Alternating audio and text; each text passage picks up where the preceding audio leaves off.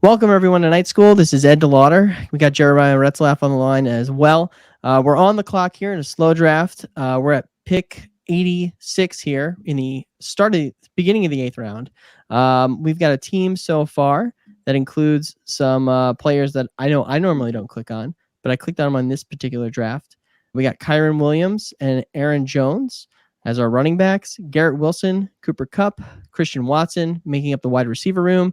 And then we went bully tight end here with Sam Laporta and Mark Andrews. Jeremiah, looking at this board right now and looking at the players that we've got in the queue, which include Kyler Murray, Jordan Love, Mike Williams. What do you think about this particular draft right now as to where we're headed, and what do you feel about the build so far? So take a look at Kyron Williams. Good thing about Kyron Williams, through all this combine process, free agency process, we haven't had any murmurings of any kind of talent being brought in to go in and coincide with Kyron Williams. Kyron Williams, Rachaad White, two guys who are so far free agency winners. I like that you have Kyron Williams in there. And as your second running back with the theme, Aaron Jones was a free agent. Now he's landed in Minnesota. We like that spot for him. So those are two guys who have had some safe landing spots so far. I like what you have with Garrett Wilson. Cooper Kupp, not dead yet. Christian Watson, he's my only kind of question mark here. I've been out on him. But at the same point, if he can get his hamstring on point, we could be in some good shape there. And you also have set up, like you queued up, Jordan Love. I love the bullying you're doing with Sam Laporta. It may not be good at school, but that might be why we're at night school, because we've done some bullying here. Sam Laporta, Mark Andrews. I see that you get Mark Andrews where he falls. We talked about that pre-show. That's such a good spot to just go in for the kill with Mark Andrews, especially paired with Sam Laporta. I think you're done with tight end after this. You won't need to go much further with them. We can continue to build our receiver room. I do like the idea of you going and getting Jordan Love to cap over Christian Watson. And then tell me what you think about Kyler Murray. Why do you want to get Kyler Murray in this situation? So the idea that we've got here with this, Jeremiah, is that we've got the Rams stacked already, or at least we're going to hope to stack them later with Stafford, insofar as we have Kyron Williams and Cooper Kupp on the same squad here.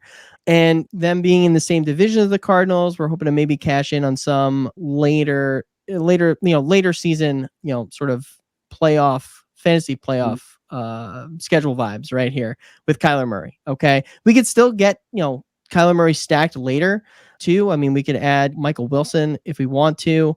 We could also maybe speculate on some of the later wide receivers, because there has been some talk of the Cardinals perhaps trading down from 4. I don't think that they could pass up Rome Odunze, Malik Neighbors, or Marvin Harrison Jr., but they might lean that way. It could happen. So if I go Kyler here, I've got some nice divisional correlation here with respect to the Rams. And I just like Kyler Murray better in a vacuum against Jordan Love. So that's why I have him higher in the queue here compared to Love. Love would be, I could put the stack on here with him and Christian Watson, but there really isn't too much more to go Packers wise. I mean, I could probably add Dontavian Wicks a little later if I really wanted to. Musgrave, but like we've said before, I'm done at tight end with going Laporta and Andrews. So I really don't want to add Musgrave to that, because I don't think that's going to be just, there's no way I could possibly start 3 tight ends each week, right? It's not possible in this format. So if all 3 of those guys hit, I'm going to be losing out, right? That's why I'm leaning towards Kyler here. I don't know. What do you think between Kyler Murray and Jordan Love? Because I guess at this point, I feel like the correlation is somewhat equal here, even though we could stack Watson and Love together. To me, it's still equal, because I feel like that you could hit later on in the draft with some Kyler stuff, as well as you get the divisional correlation here. So where do you feel like we should go here between Kyler Murray and Jordan Love? I think in a vacuum, like you said, Kyler Murray, 1-to-1. We like his upside more than Jordan Love, but not by a long shot. A cool thing, a neat angle here would be in night school, we really haven't had too many Packers builds. We haven't had too many Packers builds in our discourse. In Green Bay, maybe that's a team that we need to put on our radar. So if we click here with Jordan Love, we get he and Christian Watson. You don't take Jordan Love now. He won't be here on your way back. And then, like you say, playing off that interdivisional, you have Sam Laporta on the other side. That could be a very conveniently scheduled game late in the season. So in a vacuum, 1-to-1, we like Kyler Murray. Out of 10 drafts, you're going to click Kyler Murray more frequently than not over Jordan Love. I think this is a chance for you to take a stab at Jordan Love, get some Packers exposure here. And then we have the tight ends eliminated, but in another draft, we would want to chase Tucker Kraft or Luke Musgrave. So I like what you got set up here. I would just go veer on a different path, knowing that you have some Kyler Murray, Arizona Cardinals exposure already in tow. What do you think of Jordan Love? Yeah, let's do it here. You've made a great case. And you know what? There's always Bo Melton in round 20. So let's do it right here for Bo Melton to get that Bo Melton round 20 exposure. We'll go Jordan Love here. And welcome to the squad, Jordan Love. So, Jeremiah, we had shared a tweet that I believe Underdog had released talking about the risers and fallers since March, the beginning of March. We're now towards the end of March. The first quarter here has flown, but some of the fallers that we've got here so far, I just want you to talk about them a little bit. We got Justin Fields falling 71 spots from 81.7 overall in ADP. What are your thoughts on Fields here? We're fully out on Justin Fields. He and Russ Wilson, their ADPs need to flip, and we're out on him until we see something like an injury, anything that would crystallize preseason. But we're entirely out. I did get him at pick 199 in a draft. You're in at that price, right? There you go. Yep, there's the floor. Good job. So Troy Franklin, he was going off the board at around 95.8 ADP. That's fallen about 18 and a half spots to 114.3. Are you in or out on Troy Franklin at his new ADP? No, I think the hate has gone too far on Troy Franklin. I'm going to be in, and I feel like I'm starting to get the floor there. 114, down 18 and a half spots. I'm going to start scooping, clicking that button for Troy Franklin. Early on in the process, I was clicking him. There was that dip right around the combine, and it's continued to this day. Now I'm going to try and sit here and call bottom. I'm going to start clicking Troy Franklin more frequently. Ooh, I think the hate could go a little lower on the Oregon version of Robbie Anderson, but we'll talk more about that later, maybe. Justin Herbert, he was originally going inside the top 100 at pick 88.9. He's now going outside the top 100 at 107.2. Are you in or out at Justin Herbert in his new ADP? The interest is very tepid. I think he could tumble some more, especially with the way Harbaugh is going in that direction. I would like a receiver landing there. But at the same time, Herbert, things are going towards a run and defense. I'm out. I'm going to keep the knife falling, and I'm not trying to catch it. I definitely agree with you there, Jeremiah. And the last one that we're going to talk about that's a faller here, Brian Robinson Jr. He was at pick 91.6. He's now outside the top 100 at pick 102.4, fallen about 10.8 spots here in ADP. Where are you at with Brian Robinson Jr. in his new ADP? I think Brian Robinson Jr. is a safer click. I'm actually appealed by this. Part of this is probably the Austin Eckler effect, whatever that may be, or just the idea of some competition. Maybe there could be something coming down the pike for the draft. But I actually like this dip here at this point for Brian Robinson Jr. Now, pivoting over to risers, I'm going to go with Marquise Brown. He was 108 overall. He's gone up to 72.2, up 35.9 spots. Where do you sit on him?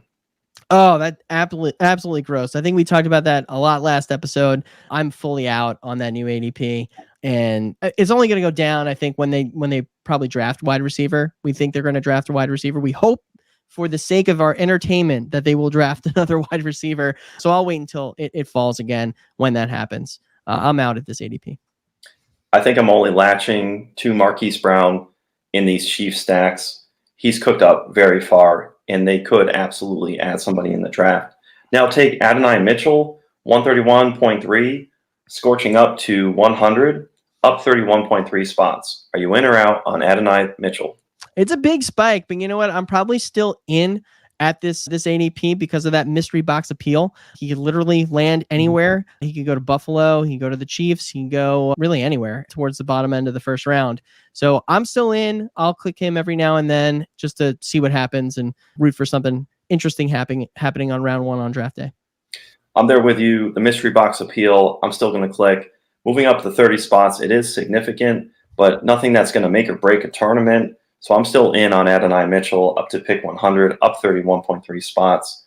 Now let's pivot over to somebody who had a huge victory with Kirk Cousins signing. Kyle Pitts, pick 90 overall, scorching all the way to pick 68.3, up 21.7 spots. Where are you at?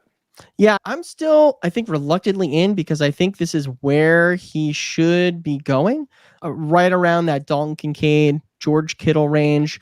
Obviously, we haven't seen it before, him hitting or paying off at that ADP, but I'm pretty confident in it, and I'm okay with still, clicking him there for sure.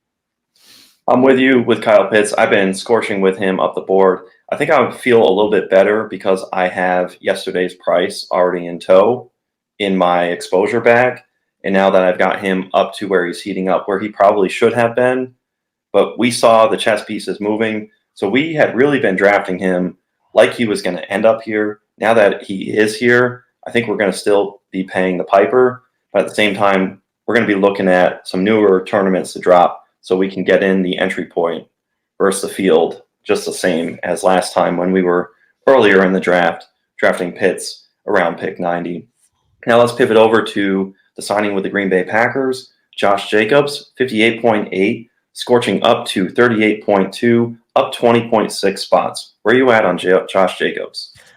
I'm still probably drafting him there too. I think that is also about right based on where he landed in Green Bay. He's got that backfield all to himself. Although I did see a meme today, and I'm not sure who I could credit this to, but it was a scene from, I don't know, Return of, what's the last bad Star Wars movie that came out? I don't know. The Rise of Skywalker, right? Something like that. And it's somehow Palpatine returned, but somehow A.J. Dillon returned to Green Bay. I think he's back there now. There's nothing to worry about, though, with that.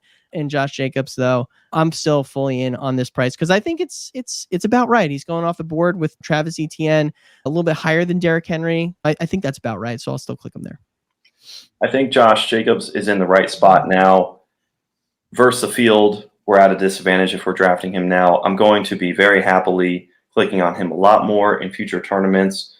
But I actually absolutely love the 38 ADP for him. It's justified. It's correct. Now let's pivot over to Deontay Johnson, 98.1 overall, up to 78.6, up 19.5 spots. Where are you at on Deontay? I also think that this one is probably just a bit right. If you look at where he's going off the board compared to all the other wide receivers, right? He's really going off as like the last safe wide receiver 3, safe in quotes because there's no safe picks here, but to me he's really the safest wide receiver 3 left, and that makes a lot of sense because he went to arguably the worst offense in the league last year, but he's still gonna get a lot of target volume that's probably gonna create a nice floor there, and I think that he's really going in the right place. So just for reference, below him is Christian Watson, who we talked about previously, and Romeo Doubs, Jamison Williams, Adonai Mitchell, all these like upside plays, whereas Deontay Johnson's just the floor right there. He's right below DeAndre Hopkins, Chris Godwin, JSN, who I think we're going to talk about later. But to me, he's priced just about right, and I've still been clicking on him for sure. I'm with you on that. The crystallization of the ADP for Deontay Johnson is now crystallizing what we talked about last week, trying to get some more Carolina Panthers stacks, and that includes getting Bryce Young exposure worked in there. So I like the crystallization. It's a proper spot. Like you said, that third wide receiver where you're confident, third and fourth, instead of what had been maybe your fifth or sixth wide receiver, you've had to move him up in the queue. In future tournaments, that entry price will be the spot to click on Deontay Johnson. So going forward, we like that. Let's go over another draft. Those are our risers and fallers. We have a cash game. I've started off pick number 4. I was talking last week something about Bijan and Brees. I'm happy to pick them in that top 5. I'm happy to yank the steering wheel and go with pick 1. So here we have Brees Hall. He was there at pick 4, and I took him.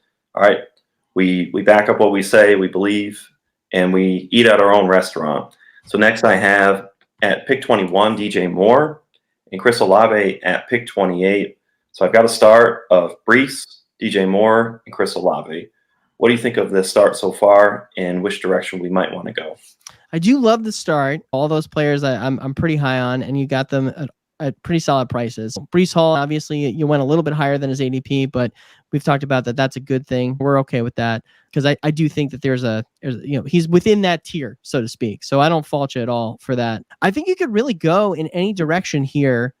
This build isn't really leaning towards any particular way. And when that usually happens with me, I just let the mess work itself out and usually settles somewhere. So you could add, I probably would not add running back here. I know it looks like you've got Derrick Henry and Rachaad White higher up in the queue. I don't know if that's just because their ADPs are higher or whatnot, but that's not something that I think I would do here. I would embrace the hero RB build with Breece Hall. Perhaps maybe dabble in the dead zone a little bit later than committing a fourth round pick to another running back. The problem is, though, I guess it's not really a problem because Amari Cooper and Rome Odunze are at ADP roundabouts. Ooh, man, this is a tough one because you really could go either way. I do Odunze as an upside play here compared to Cooper. We've done that before in other drafts, though, so I don't know if you want to hedge that a little bit. Particularly, we've done that before when you've gotten like two what we consider to be stud wide receivers previously, and even with three stud wide receivers previously. Just shoot for that upside, but you may want to just pivot here and take Cooper so that you're not just overexposed to Odunze. You could also go Trey McBride, as I see that you got up in the queue. He might make it back to you, I think, because you're picking at 5'4"? And then up to 52. Yeah, he might make it back to you. Yeah, you have Mark Andrews to fall back on, most likely. Mark Andrews in the 5th round, to me, is like just auto pick at this point. I would probably make a decision between Amari Cooper and Rome Odunze. Where do you think you're going with this one, Jeremiah? So in a vacuum, there's this exercise of when we talk about pivoting and prospecting a little bit later, Rome Odunze is that shiny new toy. Amari Cooper has been that consistent player, although he's been up and down, but he'll drop a 40-point week. He'll drop a 45-point week and then dip. But in best ball, where we don't have to choose, that's really still underrated. We have to see how Deshaun Watson does with Amari Cooper. Remember, Joe Flacco went off with Amari Cooper. I have faith in Deshaun Watson later in drafts and coming back next year and playing more to the back of his football card, his baseball card, as Bill Parcells used to say. Between Odunze and Cooper, I would just like to split it up some. In this instance, go with Amari Cooper, just knowing that I really haven't clicked him in a while, and I just know I've got to have a certain percentage of Amari Cooper to keep these teams live late in the season. So I'm going to go with Amari Cooper. What do we say? Like it. I think it's a solid pick there. You're just adding to that receiver room. You've added essentially another wide receiver one. You've got the hero build with Breece Hall, and you probably get a nice tight end later in the draft next round. And what I'll do is I'll be on the lookout, whether it's McBride or Mark Andrews, as parachute safety nets. If they're gone, hey, we pivot. Now I'm going to lead into last week. We talked about getting into our lockers. We had locker combos from several different drafts, and we compared. Now we're going to take locker combos from a single draft. So this time it's going to be a big board. We're going to work out from the 1 seed to the 12 seed, the 1 slot to the 12. We have March Madness, so we're going to have a little March Madness here. I'm going to ask you, Ed, CMC, Debo, Rashee Rice, unlock at 124.25, compared to A.J. Brown, Kyron Williams, and Jalen Hurts, 12, 13, 36. Which direction do you go? Man, I think I'd take the 101 here. Although I think that's low-hanging fruit because you get CMC, you get arguably the player that's going off the board first. He's either going 1 or 2 in these drafts. You get to pair him up with Debo. You could keep that stack with Purdy live. And then you also get Rashee Rice at pick 25. You still have plenty of time to try and grab Mahomes or Kelsey and or even if you really want to get nasty, Marquise Brown. But to me, that's the locker combination I want here. The stack with Hurts and A.J. Brown is nice, but it's not nice enough to offset how uneasy I feel about Kyron Williams. I'll unlock my locker with CMC, Debo, and Rashee Rice here. All right, CMC, Debo, Rashee Rice, 124.25 unlocked. I like what you said, how you have the opportunity for Purdy and you have the opportunity for Patrick Mahomes. Good start to a build there. Next up, let's go with Justin Jefferson, Saquon Barkley, Devontae Adams. 223-26. They unlock. Garrett Wilson, Nico Collins, Sam Laporta, 11-14-35. What do you got?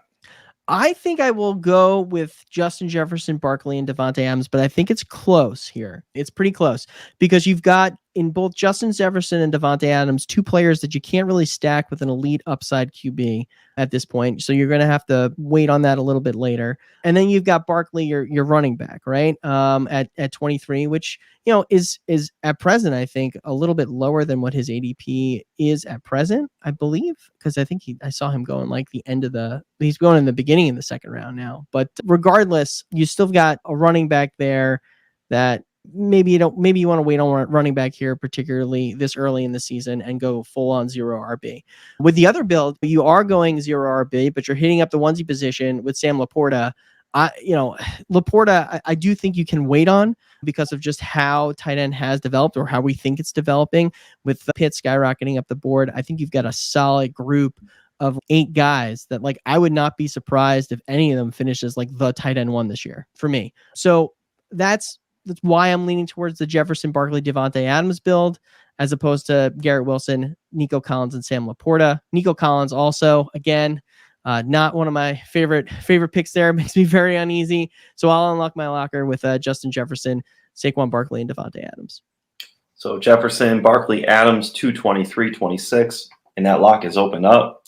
Next up, we have CeeDee Lamb, Stephon Diggs, Michael Pittman Jr., 322-27, compared to Jahmyr Gibbs, DJ Moore, Travis Etienne, 10-15-34. What do you got? Man, this is really tough because both of these, I think, have warts. You've got Stephon Diggs there. Diggs is making me very uneasy picking him where he's going. And pick 22 is basically at his ADP. So that's a fair selection there. So he makes me a bit uneasy. And then the other side, the other coin with Jahmyr Gibbs, Travis Etienne, you're hitting running back twice there. And you've got DJ Moore, who I love personally. I've always loved DJ Moore. But you've got really some warts on a build side insofar as you're hitting up running back twice and then just warts with a player. I really want to go the Gibbs, DJ Moore, ETN side because that just feels safer. But the more I'm talking about this, I think that I probably want to go with just the process play in hitting up CeeDee Lamb, Stephon Diggs, and Michael Pittman Jr. just waiting on running back.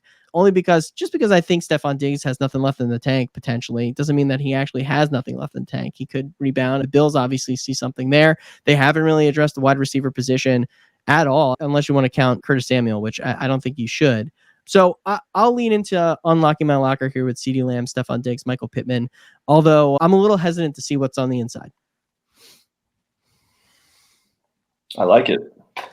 So, Jeremiah, I've got some locker combo questions for you. We're going to start with Tyreek Hill, Josh Allen, Tank Dell at pick 4, pick 21, and pick 28, or Puka Nacua, Jonathan Taylor, and Drake London at 9, 16, and 33.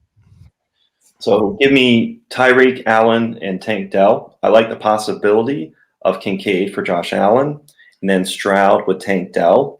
And if you miss Stroud, you have Tua later for Tyreek. So give me them. I like that as an opportunity for 2 big team stacks. Of course, you have Tyreek Hill. We love him and how high we've been drafting him. I'm a huge fan of Drake London, but I got to put that one away for Tyreek, Josh Allen, Tank Dell, 421-28 unlocked. I'm shocked that it's not the London side, but we digress.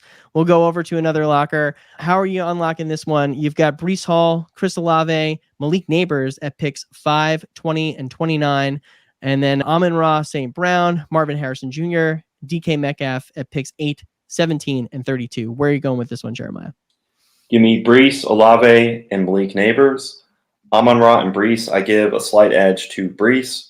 For Neighbors and Marvin Harrison Jr., they're close enough. We've talked about 1A, 1B, 1C, 1A, 1A, 1A. So many slices to where we're just respectfully at this point putting them on the same level. And I don't think it's disrespectful to either player. To me, Olave puts it over with DK. I'd have Chris Olave over DK Metcalf in this build. That's where it got a little gross. The Amon-Ra, Marvin Harrison Jr., DK Metcalf side, I see the rookie clearing out with Neighbors on the other side. And Metcalf is really where it falls for me. So going back, it's going to be Brees, Olave, Malik Neighbors, 5, 20, 29 unlocked. All right. Next one we got, Jeremiah. We've got Jamar Chase, Devon Achane, and Jalen Waddle, pick 6, 19, and 30. Or you could unlock your locker with Bijan Robinson, Brandon Ayuk, Mike Evans at pick 7, 18, 31. Where are you going? This is razor tight, very tough. But I like the Chase Achane Waddle side, 6, 19, 30 to unlock. I love Bijan Robinson. I've talked about him as a 101. We are both huge fans of Brendan Ayuk, and we've been bullish on Mike Evans' touchdown equity continuing in perpetuity with the Tampa Bay Buccaneers. So I love Bijan Ayuk, Mike Evans, but give me the idea in a tournament setting, Jamar Chase back on track with Joe Burrow, and then Achane Waddle, we're setting up a very exotic Dolphin stack later on. So it's razor tight, but give me Chase, Achane Waddle, 6, 19, 30 to unlock. All right. So, Jeremiah, I've got another draft that I'm working on here that I want to pull up. This one, we're picking here at pick 139. We're in the 12th round. We've got a build that I've been working on so far. A little interesting and a little ugly, I would say. We've got Anthony Richardson as our sole quarterback at present. We've got a running back combo of Breece Hall and Saquon Barkley. And then we added some Blake Corum recently here. We also have a wide receiver room that consists of Michael Pittman Jr., so we stacked him with Anthony Richardson. And then I would say that we have basically a bit of a mishmash here in the remaining wide receivers. We've got Brian Thomas Jr., who I think I had a tweet. I'm not really sure what the difference is between him and Terrence Marshall is. And maybe I'm an idiot. I could be an idiot. It's possible. And that's why I picked him here at pick 67, because chances are I know less than I actually know. We have Brian Thomas Jr., DeAndre Hopkins, Cortland Sutton, Jacoby Myers, Troy Franklin, who we also talked about previously. Again, just another thing. Another player. I just don't have him at all. But I was like, you know what? I already went in with Brian Thomas Jr. I don't really have much exposure to him. I might as well go full tilt here and just take Troy Franklin, because I don't have much of him either. And then we tapped it up, basically put this cherry on this build right here with Travis Kelce here at pick 43. So we've got, I think, an interesting mishmash of players. I don't think there's really an identity to the squad at all, which makes me a bit nervous since we're more than halfway through the draft. This is a bit of a messy build. I've got Jalen Wright in the queue. I've also got Rashid Shaheed. We're going to ignore Aaron Rodgers for now, because I think I could get him a little later, or alternatively, I could get somebody who falls a bit later at quarterback. We also have other wide receivers that are up here in Keon Coleman, Khalil Shakur, Roman Wilson, and Marvin Mims Jr. I'm not really a fan of some of these guys. What do you think about this draft so far, Jeremiah, and the players that we have here up in the queue? Where would you go here? So you got no pressure with Travis Kelce. Travis Kelce going much later than he has in previous years. So you scoop him up and you have so much pressure off your back to click another tight end. It's more so a luxury. You talked about identity, but the beauty is you have Anthony Richardson, hypermobile quarterback, locked in with Michael Pittman Jr. I did actually just hear a mock draft where they were talking about Brian Thomas Jr. going to the Colts. So if we just pretend in this exercise, you would have a double stack for your Colts. I like what you have with Troy Franklin. I'm all about buying the dip. I'm back in on him. I think the hate has gone too far. You clicked him. It sounds like you didn't feel so great, but I actually like that click for you. We've talked about Jacoby Myers previously on podcasts. That's a huge boom. A good floor play.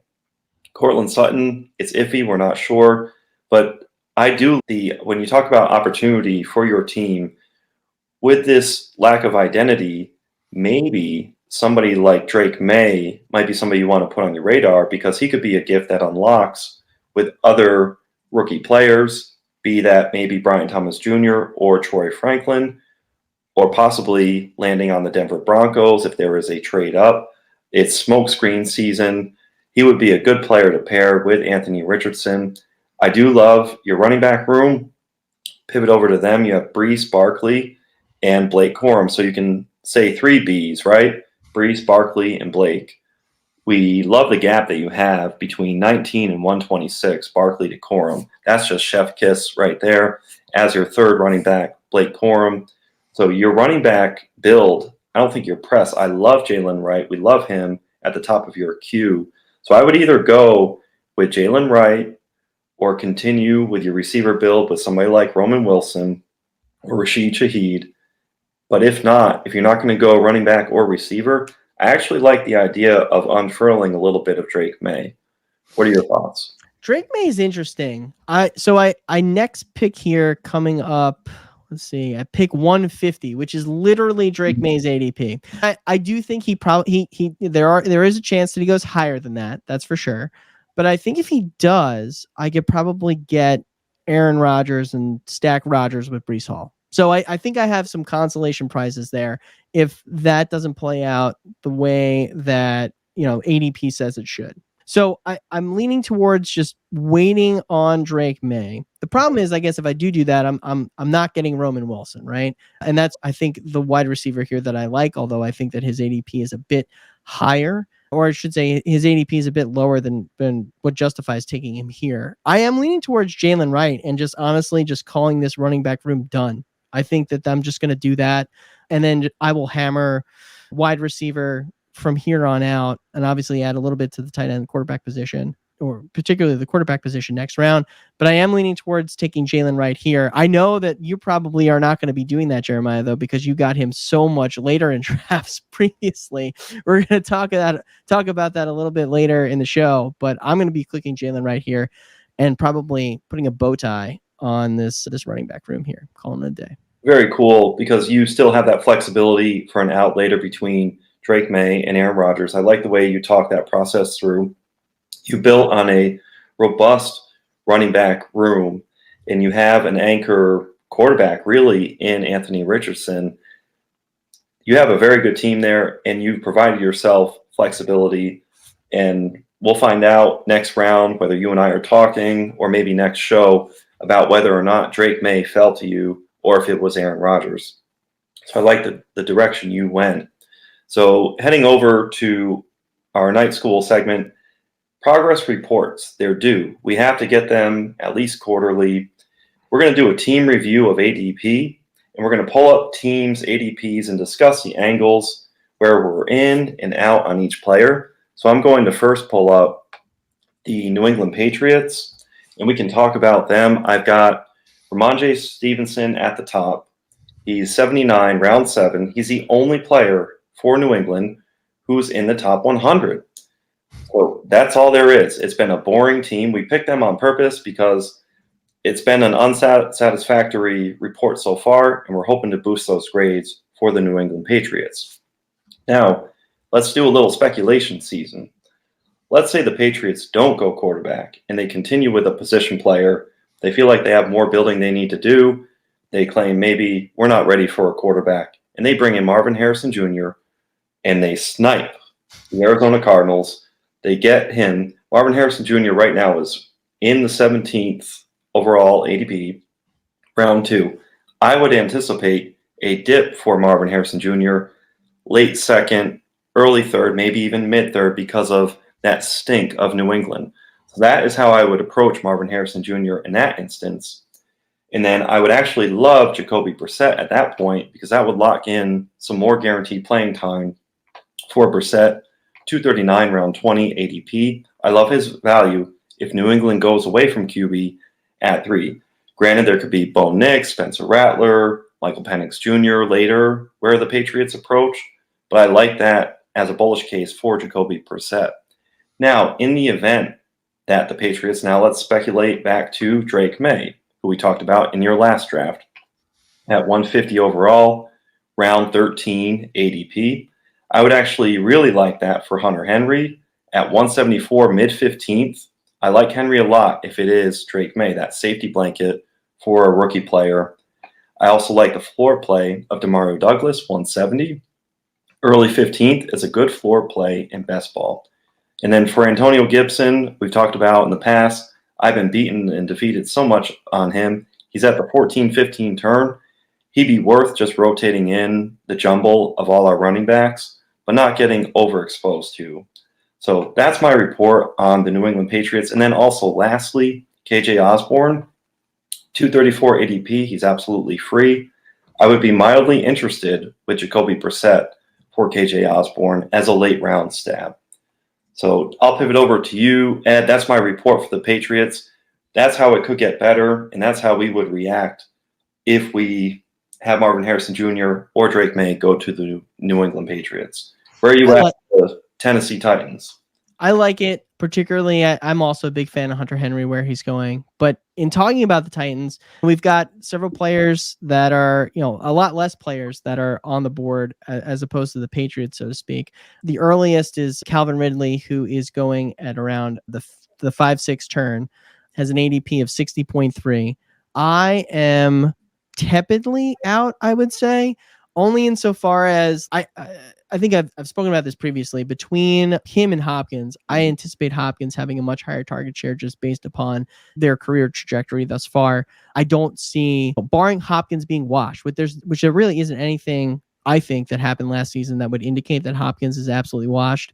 I don't see Calvin Ridley getting more of a target share than he does this coming season. So I am out, but I did hear, I guess, some coach speak from their new coach who basically said that, hey, we envision him in the chase role of our offense, which to think that, I guess Ridley is going to be Jamar Chase, that sort of has me intrigued, but I'm still pretty out at where this ADP is for him. And if I'm out on Calvin Ridley, then I feel like I have to be in on DeAndre Hopkins at the early 7th at pick 74.9 in ADP. I talked about it before. Hopkins has just been an elite target earner for such a long time right now. He had a target share last year of 28.6%. It was 12th in the league per player profiler. If we want to compare that to what Calvin Ridley was dealing with, he had a target share of about 22.6 last year. I don't see, at best, these guys are breaking even, I think, in target share.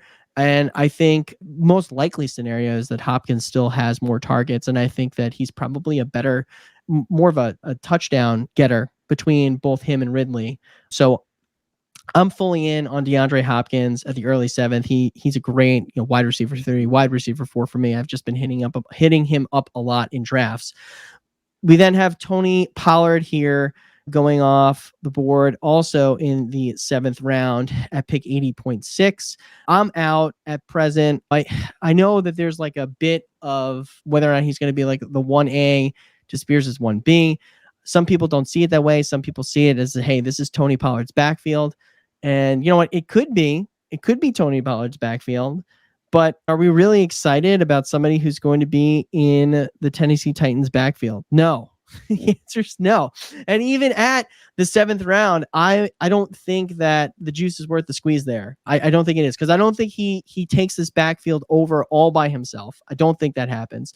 And I just don't think that there's going to be enough of a capable offense around him to make him be a value there in the 7th round. So I'm out.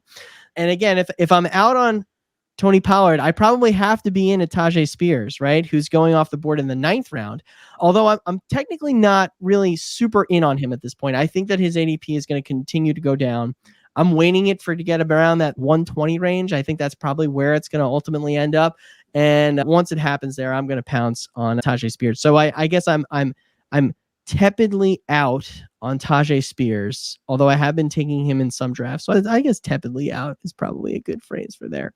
But I do anticipate scooping him up once he continues to fall, probably as Tony Pollard is out there running with the ones in preseason, right? Something like that. We'll get some report and people will be like, oh, it's all over for him. Yeah, and then I'll scoop him up then. Will Levis, on the other hand, I'm definitely in at where he's going around the 14-15 turn. Pick 168.3 in ADP. He just flashed a lot of upside in the games that he played last season. He's a very boom bust type of player. We talk about those players when it comes to best ball all the time as that they're better in best ball, right? I mean, his debut week 8 against the Atlanta Falcons, he scored 26.6 fantasy points. That was his best game of the season. However, I do think that there's, that type of upside there, particularly if the Titans get in a shootout. And I just don't see the Titans defense being a world beater this year. So they may be in those situations commonly, and they might be in some negative game script. And that's why I like him there at the 14-15 turn. We also have other players going off the board a lot later in drafts. Chigakonkwo at 197.3 ADP. And Treylon Burks at 226.3. I'm probably more in on Chig, only because there's that tight end aspect to the position that he plays, right? You're punting tight end. I think he's probably an okay flyer. You could do worse. You could do worse than Chigakonkwo at his ADP. But Treylon Burks, pour one out. It's over, man. It's just over. Just goodbye. That's so sad. Those dynasty rookie draft, the first round picks are just in shambles right now. So I like that. That's a very good summation of the Tennessee Titans. You're tepid on some Titans. You're bullish at spots. So good picks there and great rundown of the Tennessee Titans. I'm going to pivot over. If you can give me a little counsel, fantasy football litigator. I have a big board that I just started. Oh boy. And this is actually at the very beginning. How you start matters. You can lose it at the beginning of a draft.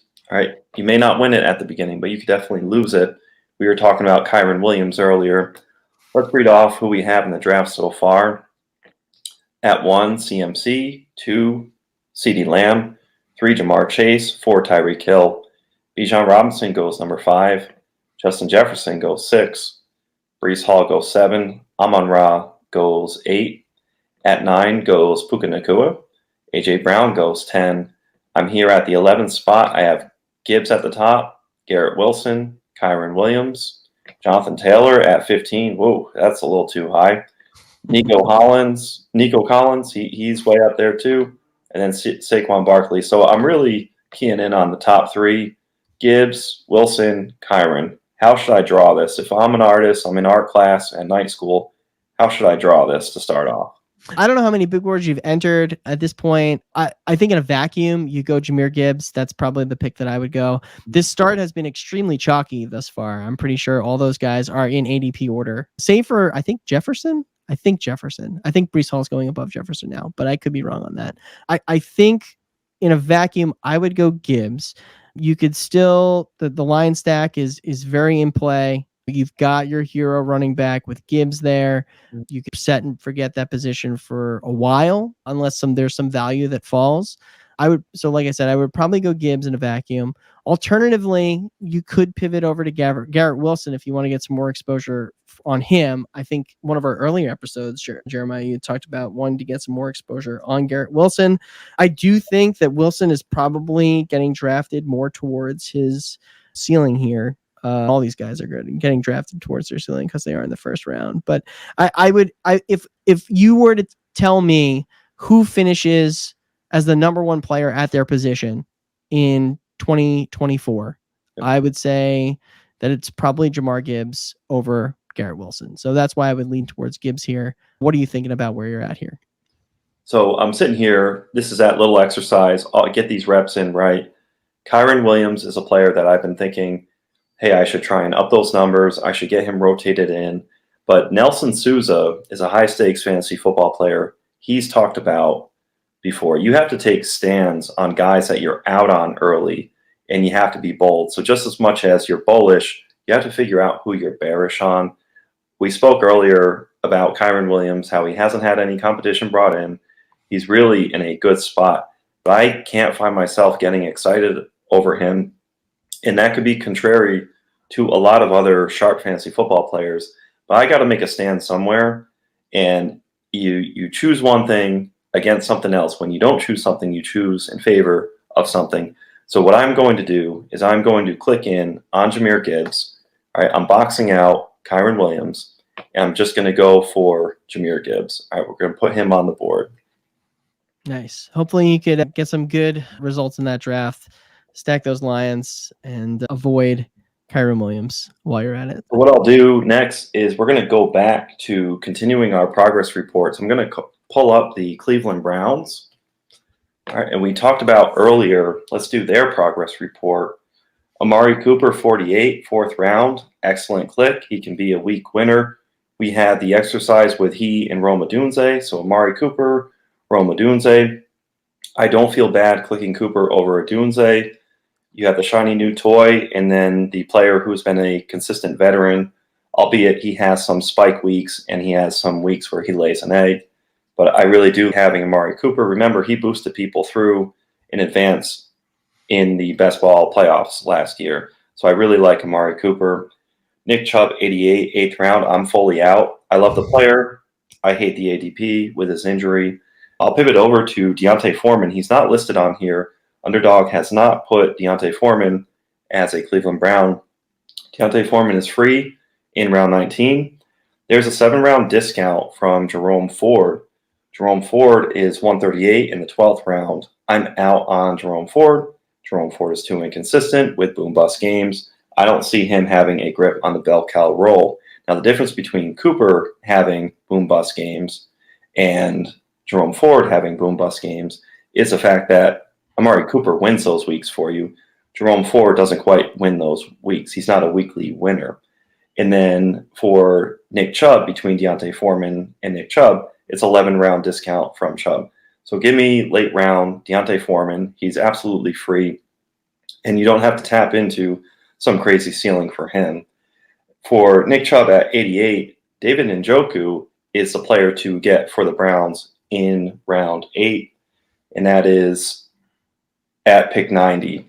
So I really like David Njoku over Nick Chubb in the 8th round. Now, Jerry Jeudy at 126 in the 11th round, I'm bearish on him. I like other players in that range. I prefer Blake Corum, who you had drafted earlier in that 3 running back build at 129. Curtis Samuel at 130. Hello, Buffalo Bills. Lad McConkey, a gift who could unwrap at ADP of 123. And Khalil Shakir with the Buffalo Bills at 129. I'm just bullish on them more so than Jerry Jeudy. Now, this brings it all back to Deshaun Watson, 158, 14th round. That is a huge value. You can dislike Deshaun Watson all you want personally, but this is an ADP to love. So I'm all about Deshaun Watson coming back. You're buying him at a palatable price. Give me Deshaun Watson on these builds, especially when you lock in Cooper or Njoku earlier.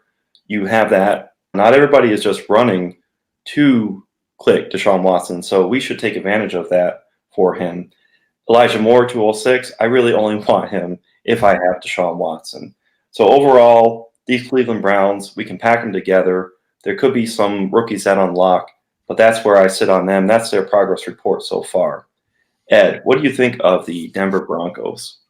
With the Broncos, you've got a lot of players that are going off the board. Similar to the Patriots, they're going off the board very seldomly inside pick 100.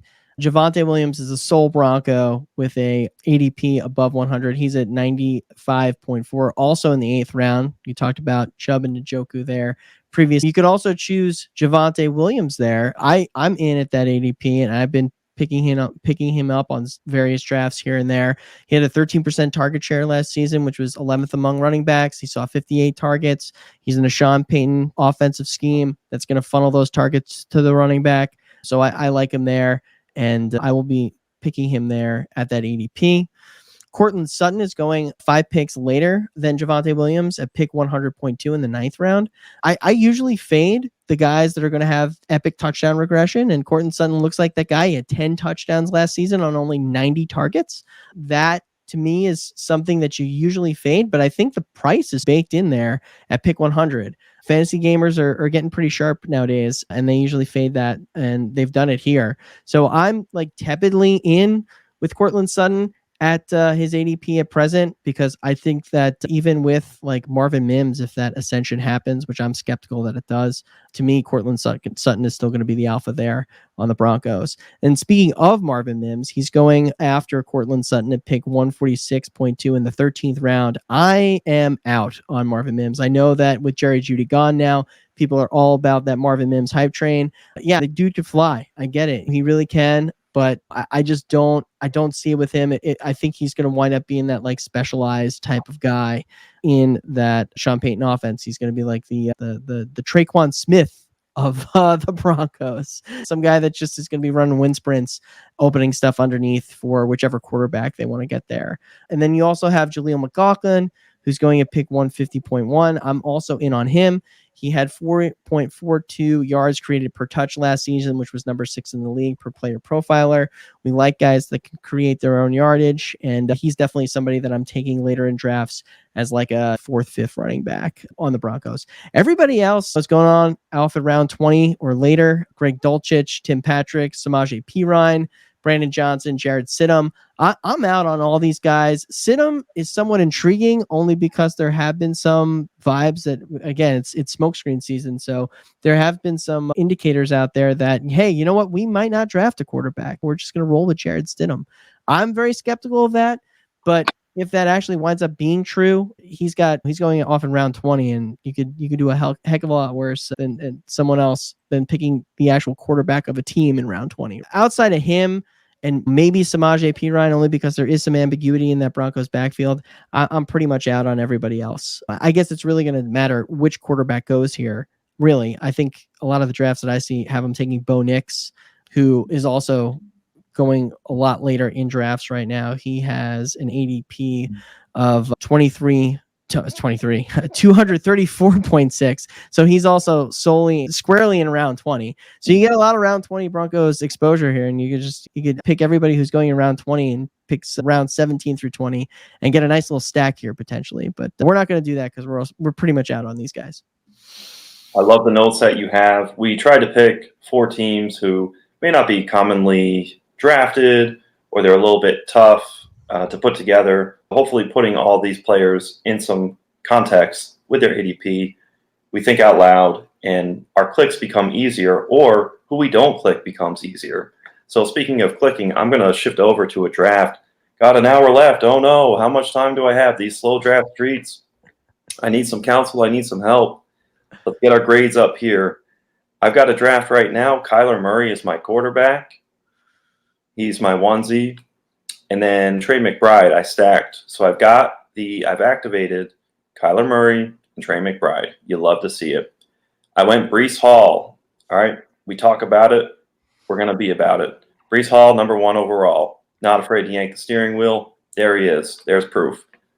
He's pick 1. Trey Benson, pick 97. So there's a huge, huge gap. And then Blake Corum at pick 120. So I like my 3 running backs so far. We could continue to build there. Let's read off this wide receiver room. Stephon Diggs, Rashee Rice, they were picked 24, 25. Rome Odunze at 49.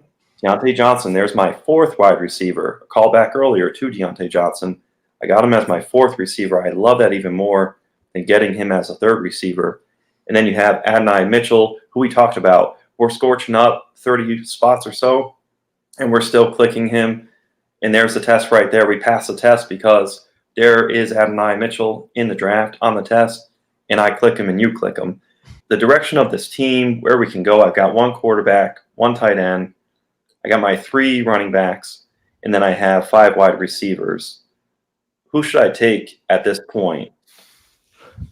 Man, you could really go in a lot of different spots here. I will say I do really love your running back room. You've got Breece and basically the 2 rookies. I think that could play out nicely for you. You're essentially relying upon Breece as the hammer, and then those rookies filling in depending upon where their landing spots are, which they could be super nice here. So I do really like that running back room. You've got McBride and you've got Kyler on the team too. So you are basically relying upon that stack. You're basically saying, hey, listen, McBride is going to hit and smash this year. You did take Kyler a little well above ADP. So that's the stand that you're taking with this team right here is that, hey, Trey McBride is going to smash. Kyler Murray is going to bring him along with him. So I don't think you want to add another tight end here. There are a couple places that you could go here. Again, I probably wouldn't add too much to the running back room at present. I do see that you have Jonathan Brooks queued. He is around ADP at this point. That is pretty nice. I now that you brought that to my attention in the queue, it would be interesting to have Trey Benson, Blake Corum carry you, and then Jonathan Brooks come up over the top from the top rope like the Undertaker used to do, and just smash it. the final weeks of the fantasy season here. So that is interesting. That is intriguing. It's definitely more intriguing to me than Chuba Hubbard, for sure. Even though Hubbard is one of those guys who, if he survives the draft, he's going to be an absolute smash based on his ADP and where he's going right now. It looks like you also have Curtis Samuel queued up here. Why do you like Samuels just to pair him with Diggs here in the hope that you get some correlation there with the Bills, even though you don't necessarily have Allen here? I could get that. Is there a reason why you've got Samuel queued up here as one of your receivers? Really, based on my team build, I'm just trying to click guys that I like at their position. I've been over the moon about Jane Daniels. It might be illegal how much I've been clicking him, so I might be in trouble. We'll talk about that later. Curtis Samuel is just a good companion wide receiver like you talk about. Great 6 wide receiver. Between Chuba and Jonathan Brooks, I'm with you. I'm really only excited about Jonathan Brooks. I like the idea of Hubbard being the guy, but post-draft, we don't know if Chuba Hubbard will be protected and insulated.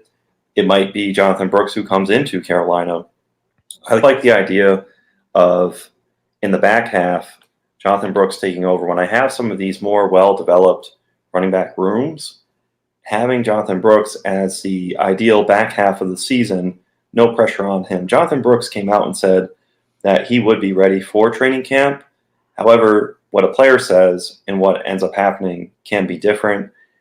I do want to start adding a little exposure to Jonathan Brooks just so I'm not caught off guard, kind of like we talked about Jalen Waddle a couple shows ago. So I'm actually thinking about going Jonathan Brooks here just to get him on the board and start seeing if I feel better about clicking him. Yeah, I would agree. To me, it's either him or Daniels, although quarterback, you've got a lot of other quarterbacks on the board that have a much higher ADP than Daniels. So I think going Jonathan Brooks here makes a lot of sense, and I see you did it. Welcome to the screen.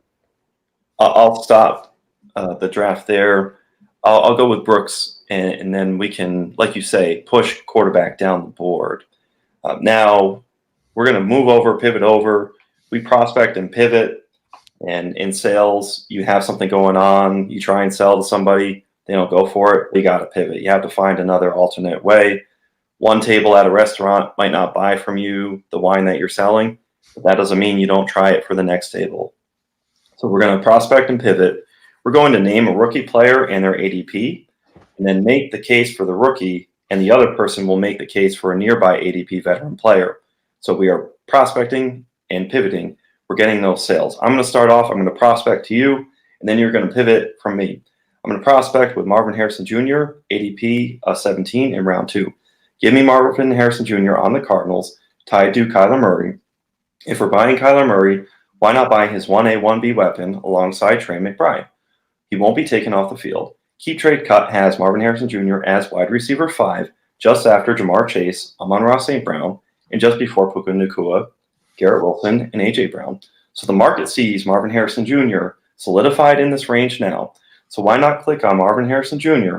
as if he'll end up in the top 5 band of players in underdog drafts next year? I'm gonna try and convince you, Jeremiah, to pivot over to DJ Moore, who's going a couple picks later than Marvin Harrison in ADP, but also in the same round. I'll ask you this: what is the ideal scenario for Marvin Harrison Jr. year 1 as a rookie? Does 136 targets sound nice?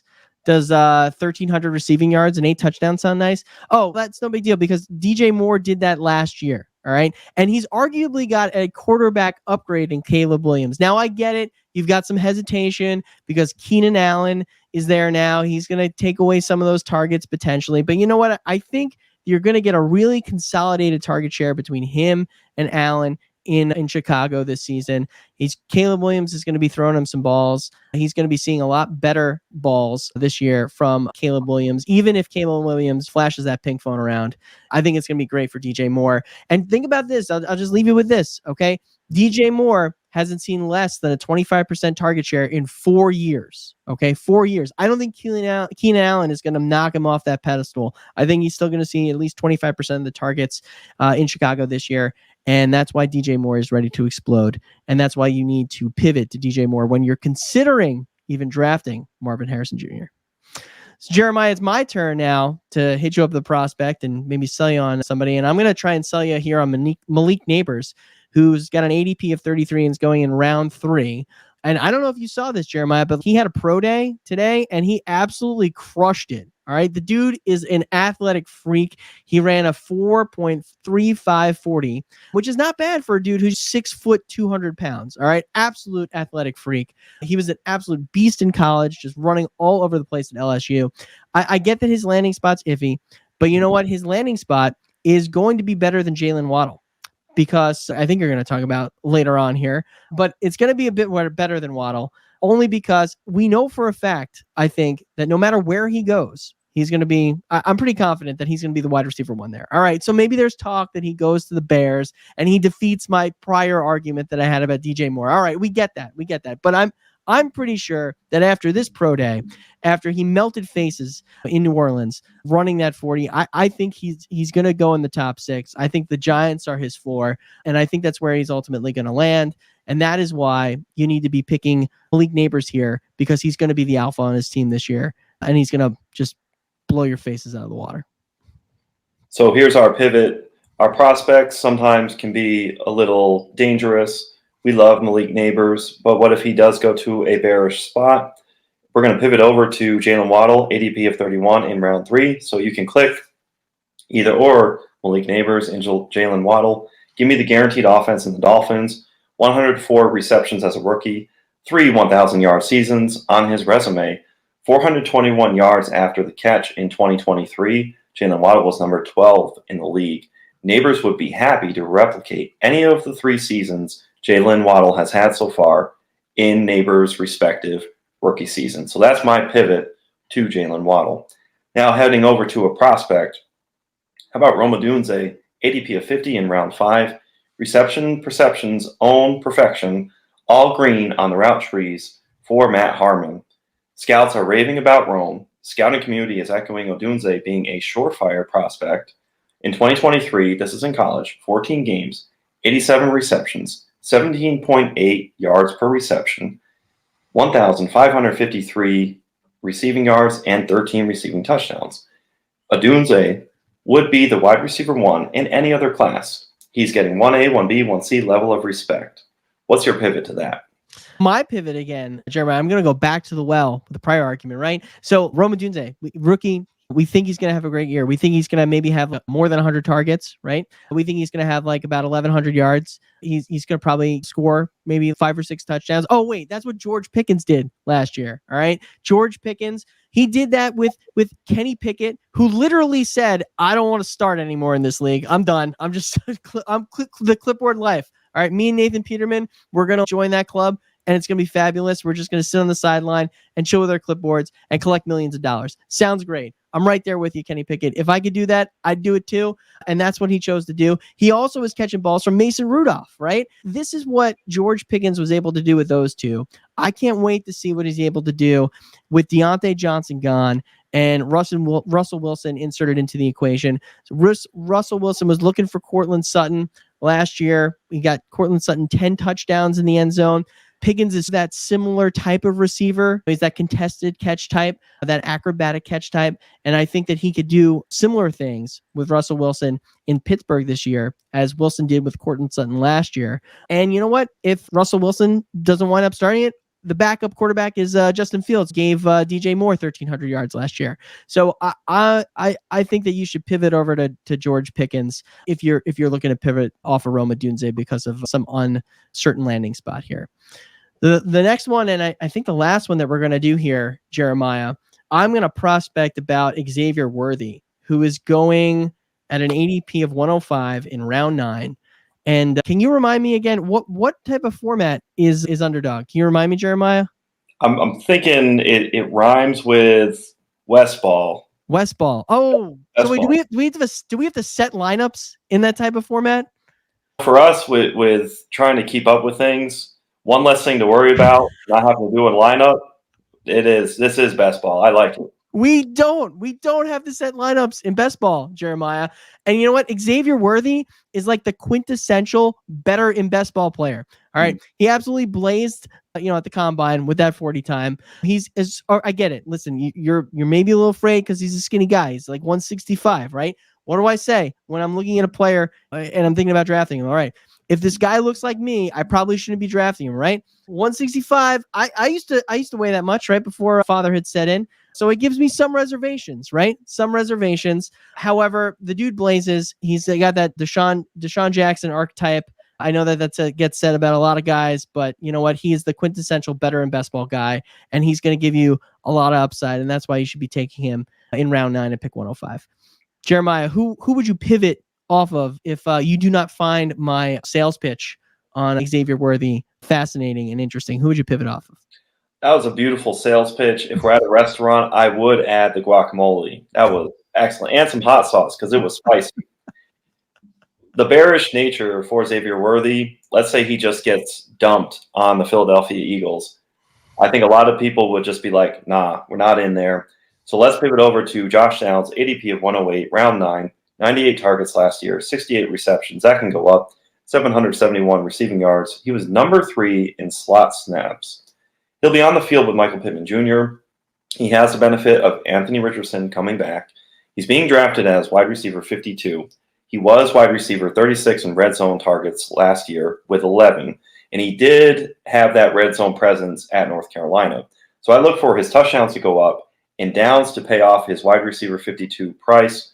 Right now, it's a little bit vague where Xavier Worthy will end up. So if Xavier Worthy ends up in one of those bearish spots, I really like us pivoting over to Josh Downs. Now, that was our pivoting and our prospecting. And you're going to come up with those scenarios every single draft. You're going to have opportunities. And you sometimes, if you get too sick and you got to be out of night school, you get rookie fever, you need to pivot over to some of those veteran players. Now we're going to go over another draft. And I'm really scared right now because the fast drafters are just going to have a laugh at me. I'm down to 11 minutes. How did I get this down to 11 minutes left in this draft? We're panicking. We're on the clock. How am I ever going to do it when there's 30 seconds? Don't auto pick. No. So here we go. Let's go over the team. Need a little counsel here. I've got some bulletproof QBs. I've got Jalen Hurts and CJ Stroud. Yes, sir. Down to tight end, I have Dalton Kincaid and Michael Mayer. Now let's go to our running backs. I have Derrick Henry and Alvin Kamara, Jalen Wright, Marshawn Lloyd. Those are my 4. So I have 2 QBs, 4 running backs, 2 tight ends. Receivers are A.J. Brown. A.J. Brown is stacked with Jalen Hurts. Nico Collins stacked with C.J. Stroud. Adonai Mitchell, Xavier Worthy. But we pivot, we prospect. In this draft, I prospected because I have Xavier Worthy on this squad. But then I pivoted later to a veteran in Tyler Lockett. And then I've got Rashid Shaheed. So directionally, I've got my quarterbacks lined up. I feel really good about my tight ends. I'm looking like I'm going to want to add running back or receiver at this point in the draft. What do you like here? I got Wan'Dale Robinson I could queue up. I got Rashad Bateman. We're getting later in the draft at pick 178. Yeah, Wan'Dale is my guy here for sure, hands down. I do. The Noah Brown pairing is intriguing, particularly since you have Stroud here, and this is around Noah Brown's ADP. We should maybe think about this for 9 more minutes and see what happens. No, but I would go Wan'Dale here personally. There's of the guys that are on the board right now, right? Let's assume the Giants decide to select a quarterback. It's 6 instead of a receiver, right? Wan'Dale is set up to be the wide receiver 1 on his team, as opposed to Noah Brown and Rashad Bateman, who are clearly not. So I would go with Wan'Dale Robinson here. You could maybe add some more to the running back room, although I think you've got that covered for now. You could probably wait a bit. I would go Wan'Dale Robinson. What are you thinking here, Jeremiah? So I like that. This is why we practice. We get our reps in, and I get some counsel here at night school. I was veering when I was clicking. I'm like, okay, let me get Noah Brown. Let me just salivate over the fact that I could get CJ Stroud. I have Nico Collins. But as we went to prospecting in this draft, Adonai Mitchell, Xavier Worthy, those are one of those 2 players could end up being on the Houston Texans. So now that you say that, that would make Noah Brown a little less appealing, although I still like him in some builds. But maybe I do need to diversify and shift the way I'm thinking. I really do Wan'Dale Robinson. You've been clicking on him a ton. I don't feel like I've been getting to click on him as much.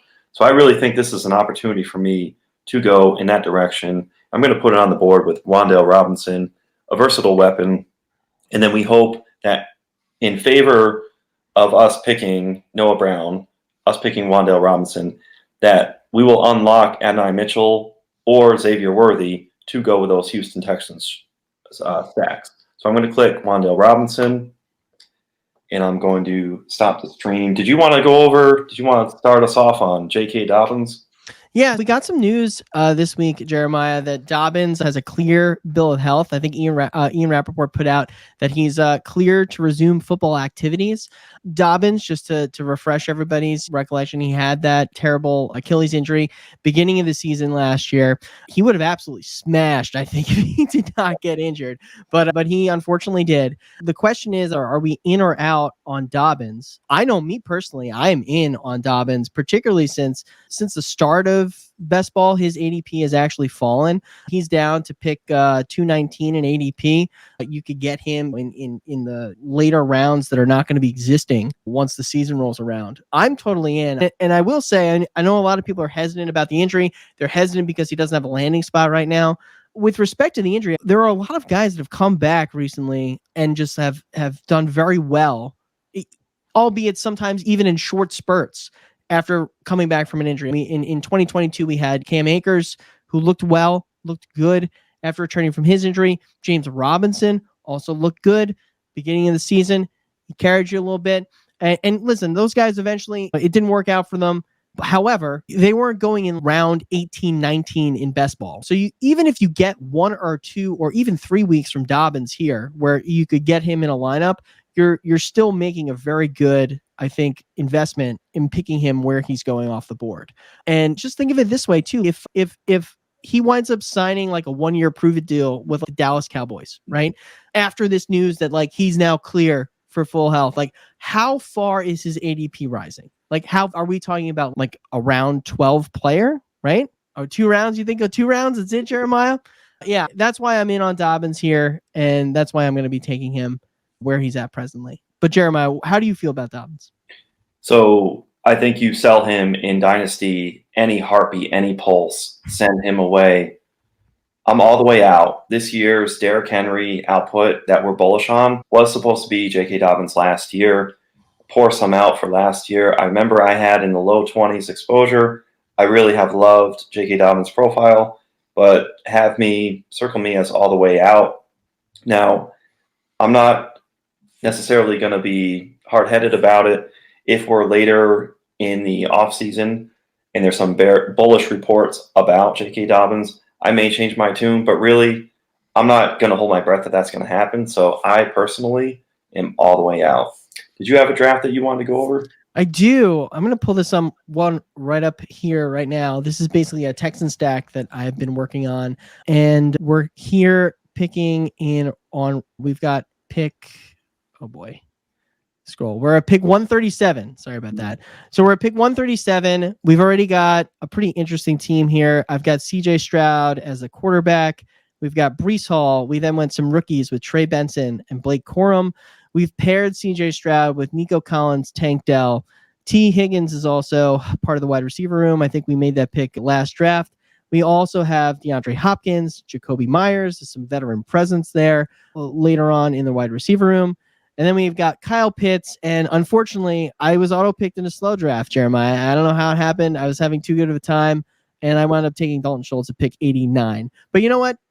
Life happens. The slow draft, sometimes you do get auto-picked there. It does happen. That's why we're in these slow drafts, because we're very busy people, and we've got a lot of things going on.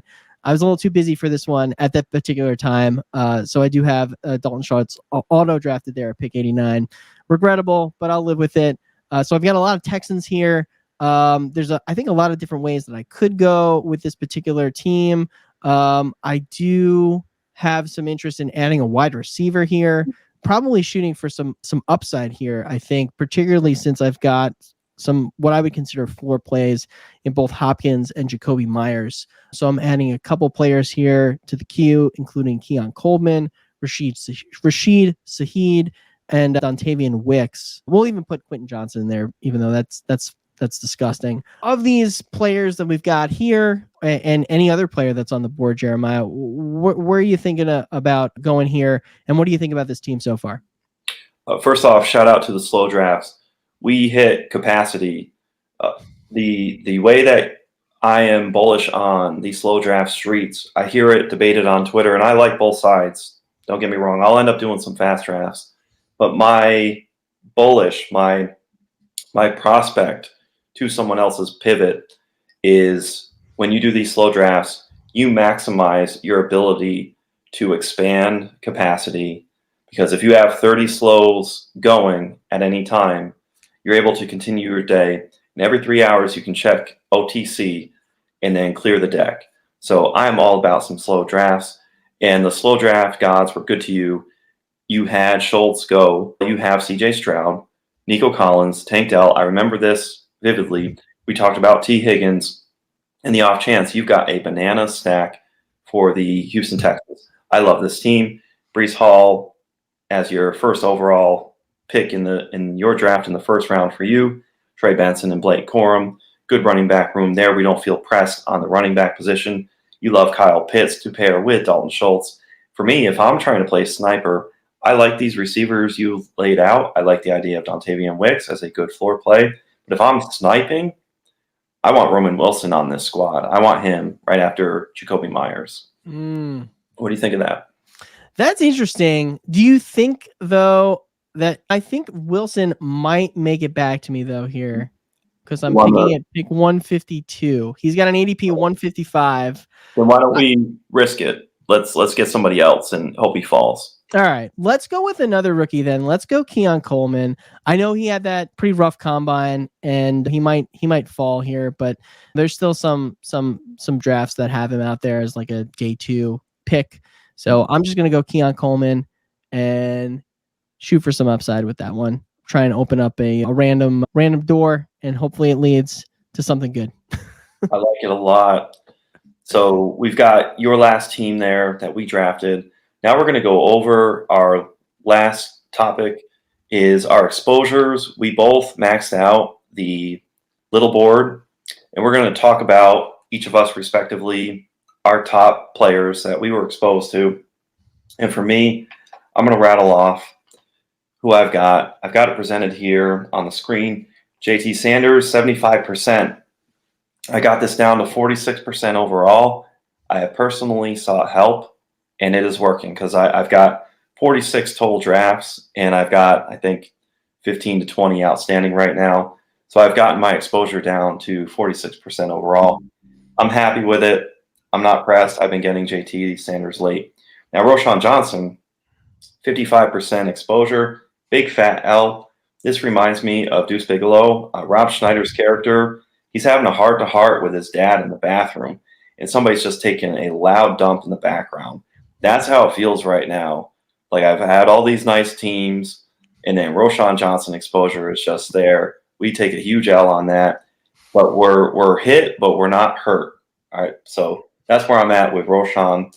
Jaden Daniels, 50%. I love this. I talked about him earlier. It should be illegal what I'm doing. I'm drafting him like crazy. There's all the stuff about his elbow. Keep retweeting and tweeting it, because I'm just going to keep scooping up like a hungry hippo. Jaden Daniels, his stock is going to go up after it crystallizes where he's going to be. So why not scoop him up? I've been stealing with him as like my third quarterback. So I love Jaden Daniels. JSN, I have 45% exposure.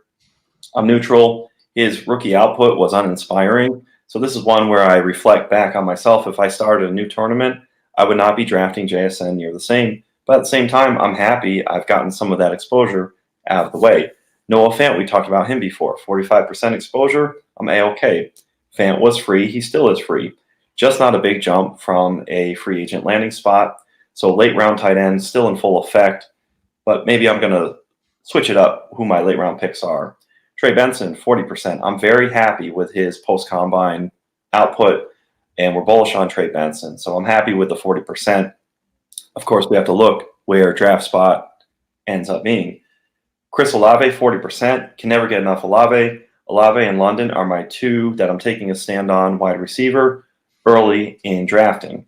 Bucky Irving, 40%. Pour some out. He had a poor combine. He's not dead yet, but I will stay away going forward. Michael Carter, 40%. Low cost. I've switched to other late round dart throws. There's been no victory, no loss on him yet, but I am just moving in a different direction.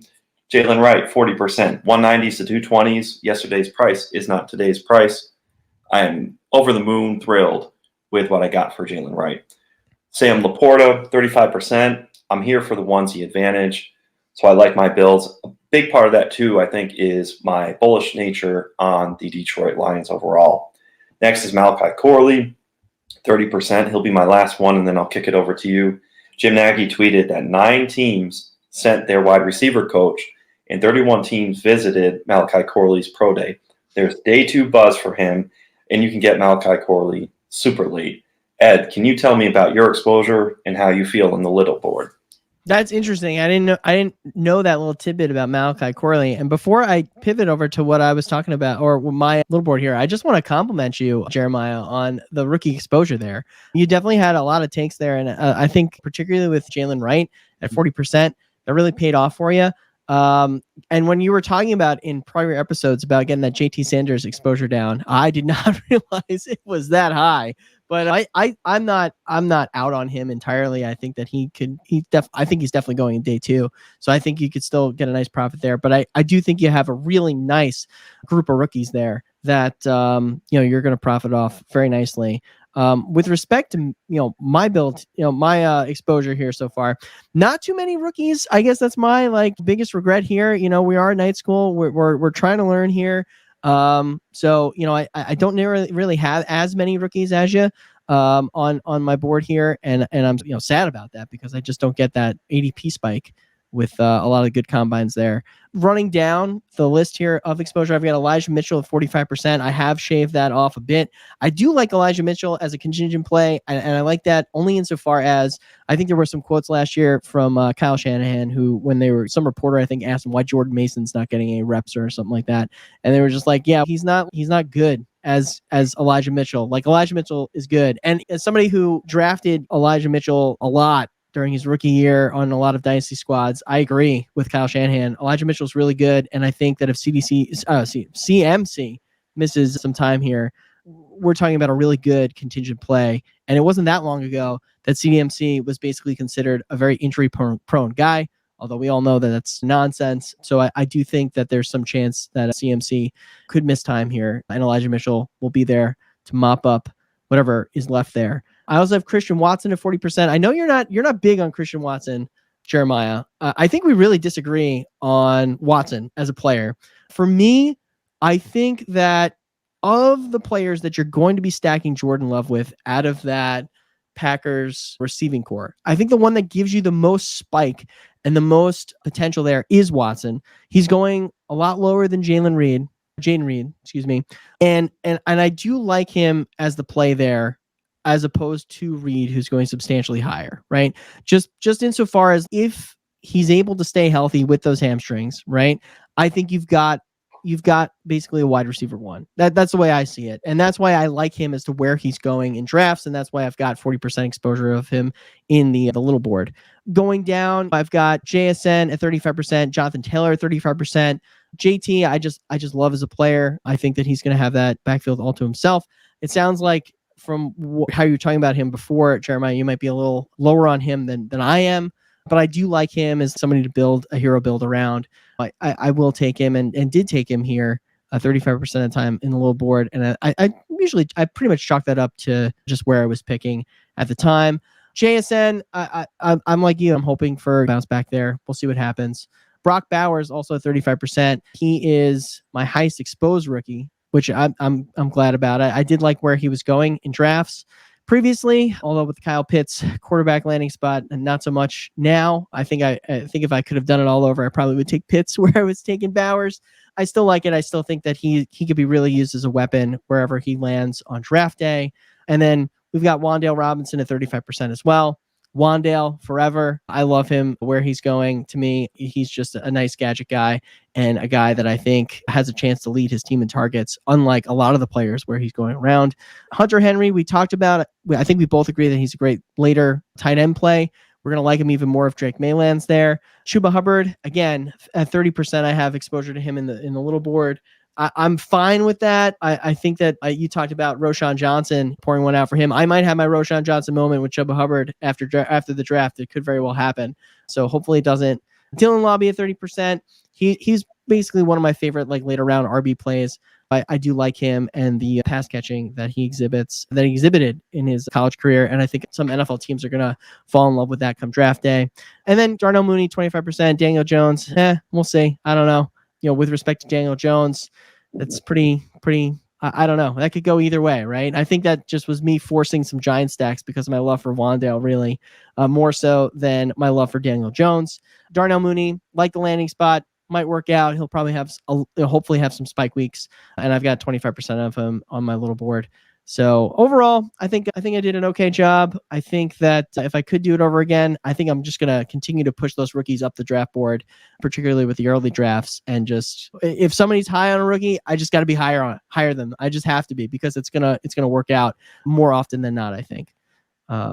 So Jeremiah, is there any remaining drafts you want to share? We are running a little later than we normally do at Best Ball Night School. We had a very long class today. So Jeremiah, are there any final thoughts that you'd like to add? You got those teachers back in the day, they'd say, the bell does not dismiss you, I dismiss you. We can dismiss at this point. The more we click, the less we fear. I've been Jeremiah. You're Ed. It's been great. We'll see you next week. Peace. School's out.